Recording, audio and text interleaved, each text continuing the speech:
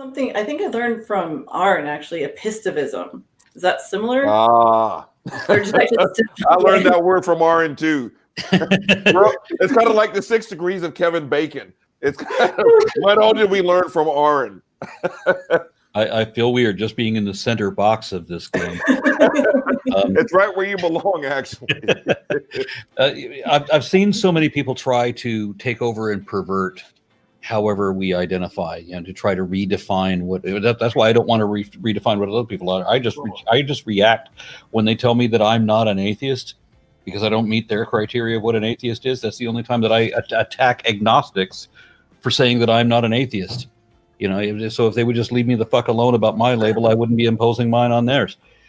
But we had to come up with Apistevism, because I get so sick of the fallacy of the false equivalence, where they want to say that creationism is based on evidence, or that theism, this one's even more bothersome, that faith is based on evidence, and science depends on faith.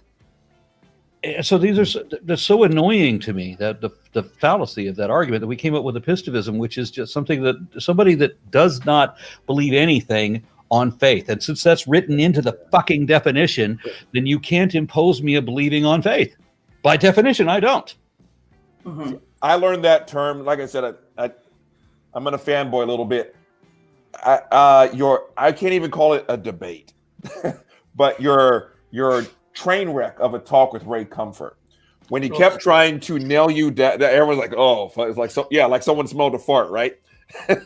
And when he kept trying to nail you down with faith, and like, do you have faith in your wife? And that was the first time I heard the word, did I say Apistevism? And I was like, I got to look that shit up. And I adopted it. And I've used that term before as well. And it just, if you have to rely at least on the religious definition of faith, you are truly lying.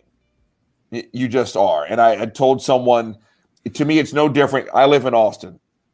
And if I told someone that San Francisco is across the street from my house, and they pulled out MapQuest, they asked Siri, they got me a plane ticket to go to San Francisco. We drove to San Francisco. We talked to people and I still maintain, nope, I don't care what you say, San Francisco is across the street from my house.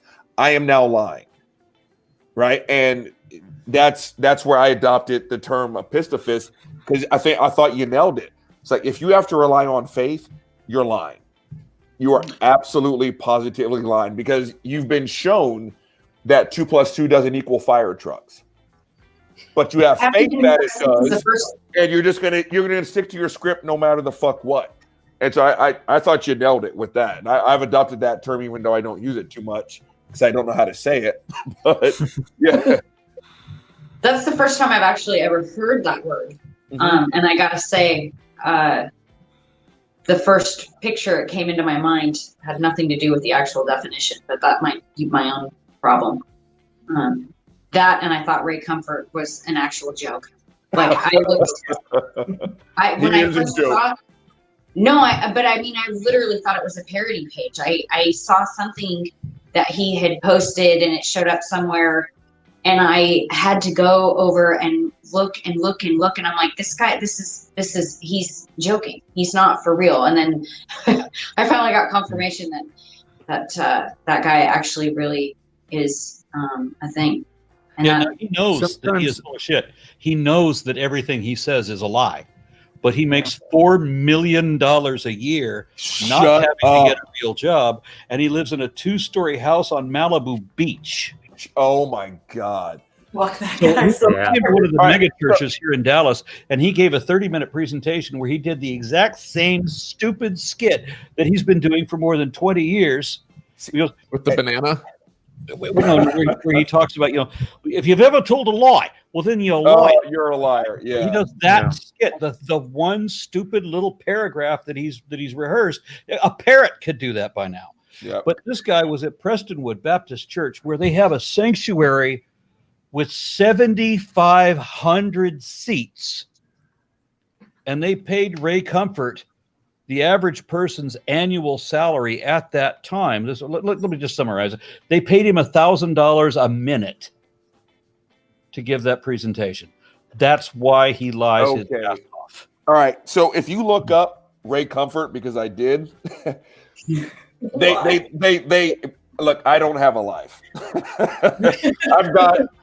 I've got these dogs and this crazy brain. So I got a lot of time to kill. If you look up Ray Comfort, when you look up his net worth, it's like $88,000. Right? I'm better than that. But when you say shit like that, it's like, now I get it. Because again, when I was on the road to trying to figure out kind of, am I an atheist or not? I looked up a whole bunch of shit, and Ray Comfort was one of them. And if you look at his videos, the Living Waters, it's like how to talk to a Muslim, how to talk to an atheist, how to talk to a gay. Wow. It was the same script. It was, have you told a lie? Have you ever stolen anything? Have you ever jerked off? It was the same thing every time. And when I saw Aron's debate, and I saw both of Matt's debates and all his other debates, it's the same shit. It's a script. And I remember watching the one from the Atheist Experience, Matt Russell, and then Matt fucked around and did another one just a couple months ago. Ray asked him the exact same questions in the exact same tone of voice. And it was, so you're an atheist. So you believe in the scientific impossibility that nothing created everything. Aron, you checked him on that. Matt checked him on that. Every fucking person that hears that question has checked him on that and given him scientific reasons why that question is full of shit. And when you sit here and you tell me that he's making all this fucking money, now I know why. Now I know why. To me, that's nothing more than a crack addict. Did you say that he makes $1,000 a minute? At Prestonwood Baptist Church, he gave a 30-minute presentation and was paid $30,000. All right, guys, I'm sorry. I'm shutting down my channel. I'm off to I was about to say, if you were to give me that kind of money, I'm a diehard New Orleans Saints fan. My whole family's from Louisiana. If you even say the words Atlanta Falcons in my family's house, you're likely to get the fuck out. I saw that, Mama. I don't give a shit. Atlanta can eat a dick. If you pay me $30,000 a day to say I'm the biggest Atlanta Falcons fan, I'll take a razor blade right now to the back of my right calf and scrape the fleur-de-lis off of my fucking calf. But if Ray Comfort is getting that kind of cash to stick to that script, now I see why. Yeah, he makes $4 million a year. I could live with myself after a while. You know, I would rather have an honest living and be able to stare myself in the mirror. Like, I understand everyone has a price. Sure. But it doesn't seem right. It's like, if you know that something is full of shit, at least get a better argument. At least, But I mean, if your W-2 is kicking seven figures, right? I remember having this argument with someone. I don't think that's why he started, though. I don't think that he necessarily started thinking, "Oh, I'm going in it for the money," because like most pastors aren't filthy rich. No, you're right. But when you get to feel like, I know it just picks something that you don't believe in, that I don't believe in, and if you start out making $30,000 a year, then out of nowhere, actually, there was a documentary called Broke, and I'll never forget it. And it was a I can't remember the percentage, but the overwhelming majority of professional athletes, just 3 short years after you retire, you aren't at zero, you're beneath zero. And it's like you've got $75 million in the bank in 1990, and in 1995, you are flat broke because money is an addiction. And what no one ever tells professional athletes is these paychecks are going to stop one day, and that money becomes an addiction. And so, yeah, you're right. Probably in the beginning, Ray just thought he was preaching the word of God. Then someone gave him this fat check, like, holy shit, there's $100,000 in my bank account off of 2 hours worth of work. I can see how you can sit there and be like, Aron, so you're an atheist.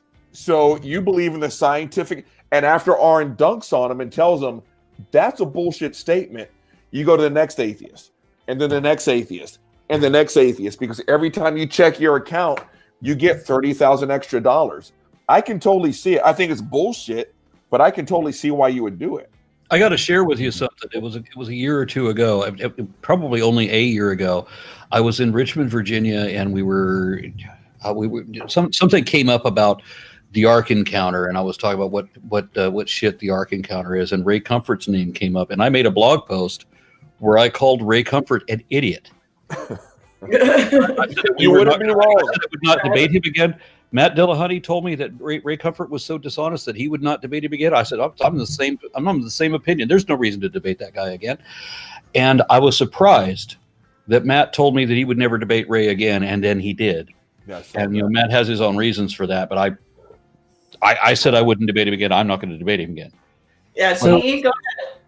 But the thing is I said, I wrote a blog post where I said that nobody needs to give him any more attention because he's just an idiot fraud. That was the exact phrase, idiot fraud. And Ray Comfort sent me $1,000. What? Okay. So Ray Comfort's a complete moron. Okay, stop. Why?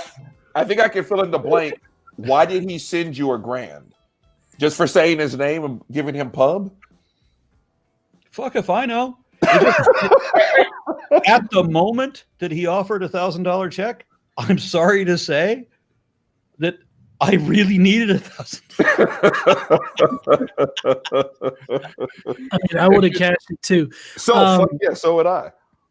So I've got quite a unique story because I think I hold a particular title given to me by Ray Comfort that nobody else I've heard of holds, and apparently I have produced the most morally depraved and sickening video on YouTube. Blasphemous. It made him sick apparently, and the reason why this all came about was that he put out a call for atheists to email him to talk to him over Zoom, right? And I was like, I really want to see how dishonestly he edits these interviews that we always see him call a movie, And so I emailed him, and we spoke on Zoom. I recorded it and everything, and I put it up on my channel. Well, a month later, here I see Answers in Genesis is premiering their new Answers.tv streaming platform, and apparently one of their leading things is how Ray Comfort has talked to 2 atheists. One of them is reasonable, and you understand why if you see it, which Ray has it on his channel now. And then there's me, and apparently he contrasts me with being like the worst kind of atheist, and it's all because of this video I did where Living Waters had put out like a short little 1-minute thing on Twitter where it talks about like the really highly unlikely thing of an atheist getting one of those fake $1,000 bills asking you, hey, are you going to go to heaven or hell kind of thing. And so in the video, no shame whatsoever, I talked about how, well, it's pretty amazing how, you can make an atheist drop to his knees and suck Jesus dick so quick. And then I also pantomimed the sucking of the Jesus dick. And so, apparently that made him sick to think about sucking Jesus dick. And that was what was so morally depraved to him. And the entire conversation that I had with Ray was fine. Like I was totally calm. Like I didn't yell at him or anything like that. I tried to throw his own book back in his face, but of course he redirected and wanted to talk about other things. I noticed one thing though. Ray Comfort loves to bring up sex for some reason. Yes. Fascinated with sex. In our discussion, he brought up like the whole idea of going to a courtroom and how Jesus has paid our debt and everything like that. Well, the example that he led with was, let's say you've slit 3 hookers' throats. Okay. What? Okay. Why do